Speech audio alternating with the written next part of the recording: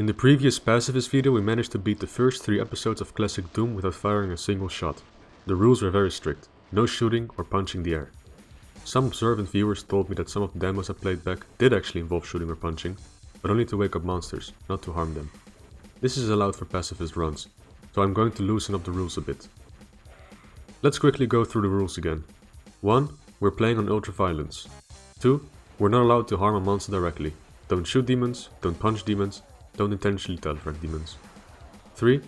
We're allowed to shoot or punch as long as it doesn't harm enemies. 4. Monster infighting, like last time, is allowed. And 5. Each map will be done from scratch, or a pistol start so to speak. So enough talk, let's boot up some Ultimate Doom and teach the demons the ways of Gandhi. The first level of episode 4. It's the first map. Must be easy, right? Wrong.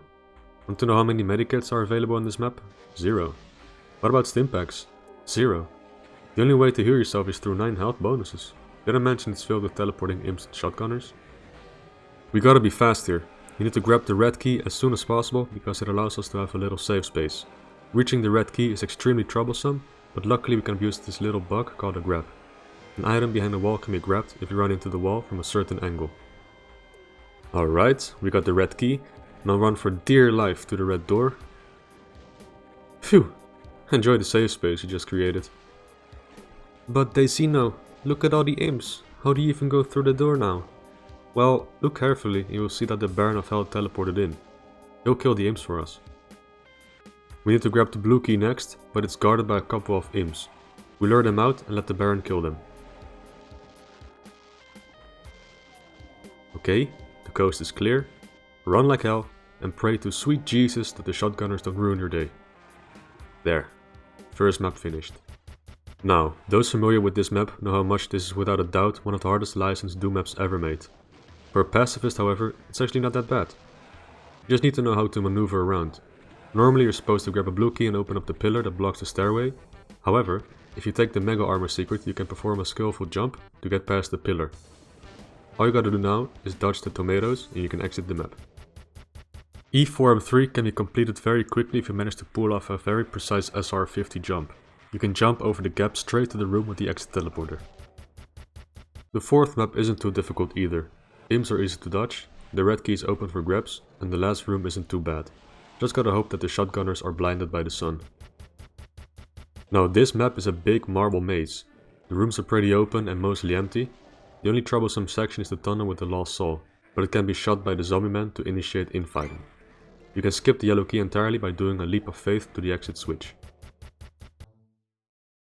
Oh boy, this map.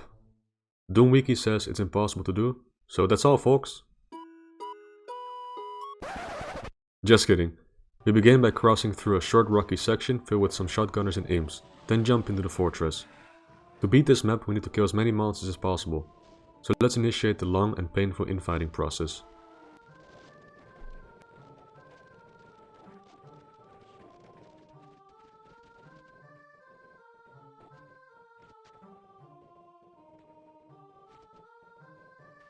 Okay, that's good enough.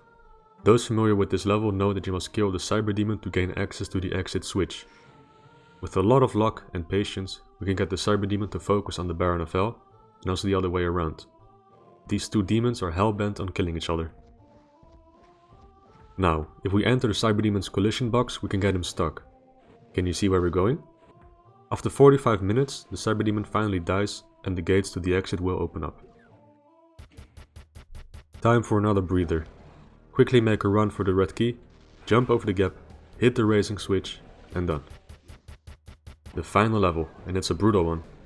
I mean, look at all the hit scanners here, all placed to slowly chip away your health. Through the teleporter you enter an area with a castle of some sorts. Here you can restock on health and armor. With your newfound combat attire, grab the keys, matrix dodge all the armed undead once again, and flip both switches to raise the bridge to the boss area. We need to kill the Spider Demon to finish the episode, so let's make our ugly minions do all the dirty work. Make them all pissed off and enjoy the show. There, she died. Let's wrap it up.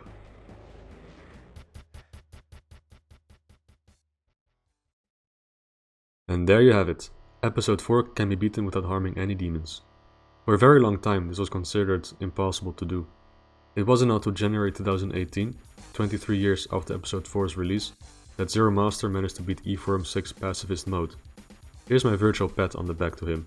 He's a living legend.